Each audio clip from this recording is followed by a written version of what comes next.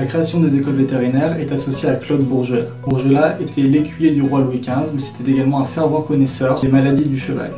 Par ses études sur l'anatomie, il a mis en évidence que les connaissances de l'époque étaient en partie erronées et il a alors convaincu le roi Louis XV de l'autoriser à créer les écoles vétérinaires. Leur objectif était alors de former les étudiants à la santé des chevaux, mais également aux maladies contagieuses du bétail qui entraînaient de nombreuses pertes à l'époque.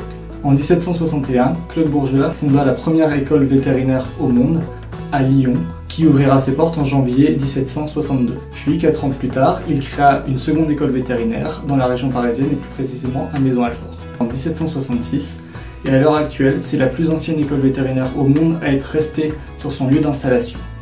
Ainsi, vous pourrez y découvrir un patrimoine remarquable que je vous invite à venir voir dès que cela sera possible. Concernant le musée Fragonard, lui aussi a une place particulière dans cette histoire. En effet, le cabinet du roi, c'est son nom à l'époque, sera créé au même moment que l'école vétérinaire, ce qui en fait l'un des plus vieux musées de France.